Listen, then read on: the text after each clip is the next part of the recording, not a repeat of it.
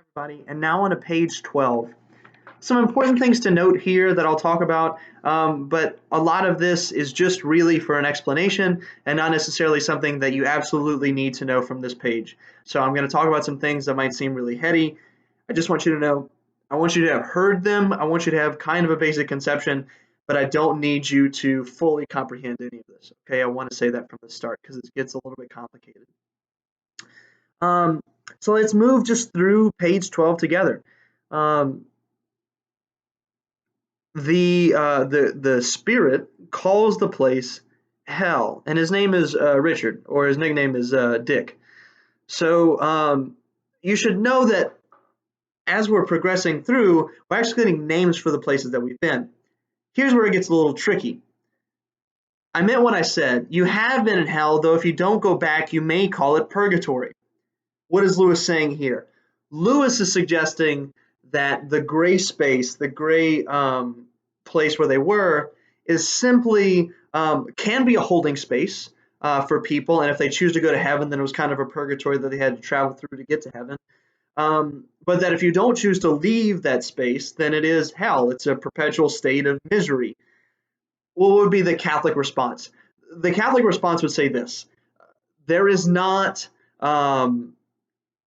a purgatory slash hell that is the same thing. Okay, hell is one place, purgatory is a completely different place. Why do we say that? We say that hell is an absolute state, the absolute state of the damned, whereas purgatory is a place where you will become a part of what we would say the elect. You would be in the communion of saints, but you need to go through a purification process first in order to be there.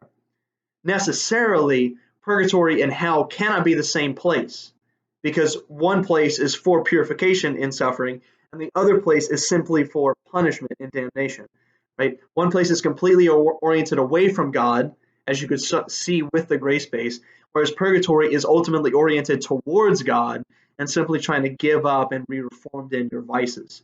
A more apt way of describing this, if we wanted to say that there was a separate kind of space here, is to say that this space outside of the heavenly mountains, that itself is purgatory, where the spirits are becoming more solid. That's a more astute, a more apt way of describing purgatory, because you're becoming pure enough to enter into the heavenly mountains, whereas beforehand you were just in an absolute state of misery, right? That just if that helps a little bit, I just wanted to clarify because I know that I've given you the Catholic definition of these three different places, and I wanted to help you understand what Lewis is doing here, and yet at the same time what the Catholic response to that would be. One thing that Dick says that I think is really important is that he points out that there are sins of the intellect, and one of the sins of the intellect that he points out is apostasy, which is a renounced religious belief or principle. Now, automatically, whenever he says, "Do you know that you are an apostate?" The theologian has no idea what it was that he could have possibly committed apostasy on, and neither do we as readers, right? Again, what is that religious principle that the theologian seems to reject? We get it a few lines later. They were honestly, so he was talking about his intellectual opinions. They were not only honest, but heroic. I asserted them fearlessly. When the doctrine of the resurrection ceased to commend itself to the critical faculties which God had given me, I openly rejected it. I preached my famous sermon. I defined the whole chapter. I took every risk. What is he saying here? He's saying that he doesn't believe in the resurrection. Why is that important? Well, great question. The resurrection is sort of the quintessential event in all of Christian tradition. It's kind of the whole point in why we believe this thing in the first place. Because if one guy could die and be resurrected, which is not only to say resuscitated, come back to life, but to be resurrected in a way that's glorified and then ascend into heaven, that means that we too, like him, can be participants in heavenly perfect life. Sounds kind of good to me. Otherwise, what happens? Well, this guy that preached that a kingdom was coming, and in fact already here, well, he was just a preacher. He was just a thinker. That's not what we believe, and yet at the same time, that's what the theologian is asserting, that this God-man is in fact only man.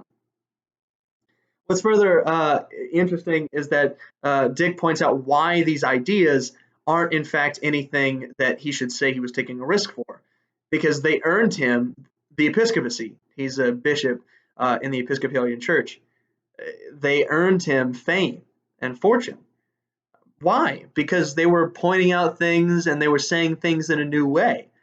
People had never heard the idea that the resurrection shouldn't be the case, other than if you were a heretic in the 11th century. So what's going on here?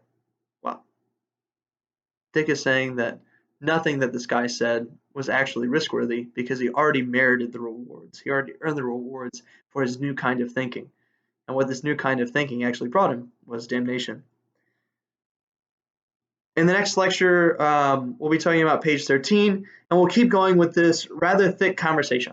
Okay, and we'll talk again in the future or in one of today's lectures about the nature of truth. So stay tuned for that.